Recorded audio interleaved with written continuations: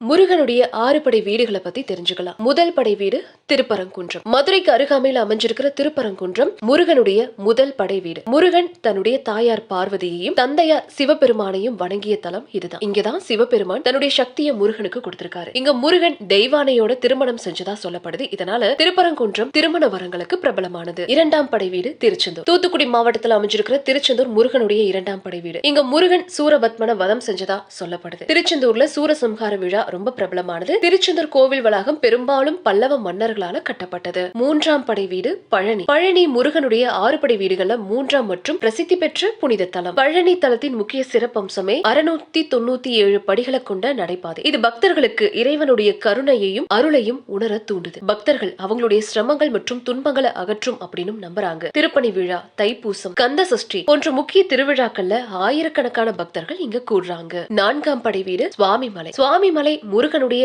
6 படை வீடுகள்ல 4வது புனித தலம். இது தமிழ்நாட்டின் தஞ்சாவூர் மாவட்டத்துல கும்பகோணத்துக்கு அருகாமையில் இருக்கிற ஒரு பிரசித்திகரமான ஆலயம்னு சொல்லலாம். சுவாமிமலை அப்படிங்கிறது மலை மீது இருக்கிற கடவுள் அப்படின்னு பொருள்படும். இந்த தலம் ரொம்ப முக்கியமானதுங்க. இதுதான் முருகன் தன்னுடைய தந்தையான சிவபெருமானுக்கு பிரணவ மந்திரத்தின் அர்த்தத்தை கற்று தந்ததா புராணங்கள் சொல்லுது. 5வது படை வீடு திருத்தணி. திருவள்ளூர் மாவட்டத்தில் அமைஞ்சிருக்கிற திருத்தணி முருகனுடைய 5ஆம் படை வீடு. இங்க முருகன் வேடன் குலத்துல பிறந்த வள்ளிய மணந்ததா புராணங்கள் சொல்லுது. தன்னை சூழ்ந்த பக்தர்களுக்கு முருகன் நல்வாழ்வு, மன அமைதி கொடுக்கிற தலமாவும் இது விளங்குது. 6வது படை வீடு பழமுதிர்ச்சோலை. பழமுதிர்ச்சோலை முருகனுடைய 6 படை வீடுகள்ல 6வது புனித தலம். இது தமிழ்நாட்டின் மதுரை நகரின் வடமேற்குல இருக்கிற ஒரு அழகிய மலைவாழ்வு பகுதியான அழகர் மலைக்கு அருகாமையில அமைஞ்சிருக்கு. முருகன் இங்க வேலவன் அப்படின்ற பெயர்ல இருக்காங்க. மேலும் பக்தர்களுக்கு முருகப்பெருமானுடைய அருளை பெற பழமுதிர்ச்சோலை ஒரு அர்த்தமுள்ள தலம் அப்படின்னு சொல்லலாம்.